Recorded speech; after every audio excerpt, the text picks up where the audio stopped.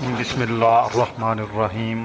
السلام علیکم ورحمۃ اللہ وبرکاتہ۔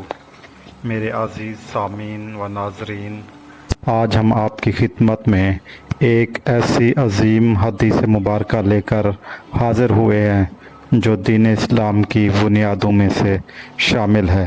یہ حدیث ہمیں سکھاتی ہے کہ ہمارے اعمال کا دار و مدار کس چیز پر ہے۔ آئیے سنتے ہیں آج کی حدیث۔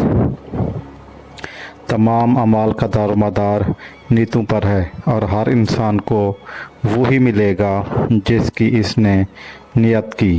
صحیح بخاری حدیث نمبر 1۔ محترم حضرات، یہ حدیث مبارکہ دین اسلام کی نہایت جامع اور بنیادی حدیث ہے۔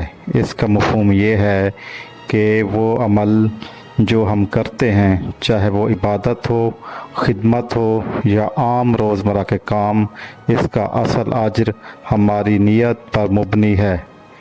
اگر کوئی شخص نیک کام اس نیت سے کرتا ہے کہ اللہ تعالیٰ اس سے راضی ہو جائے تو وہی عمل عبادت بن جاتا ہے، لیکن اگر وہی کام دکھاوے یا دنیاوی فائدے کی نیت سے کیا جائے تو وہ عمل بے فائدہ ہو جاتا ہے اور باعث عذاب بن جاتا ہے۔ نبی کریم صلی اللہ علیہ وآلہ وسلم نے فرمایا کہ ہر انسان کو وہی ملے گا جس کی وہ نیت کرے گا۔ اس کا مطلب یہ ہے کہ دل کی کیفیت اور اخلاص سب سے زیادہ اہم ہے۔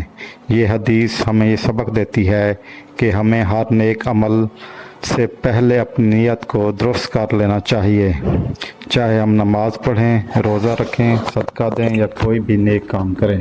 نیت صرف اللہ کی رضا کی خاطر ہونی چاہیے۔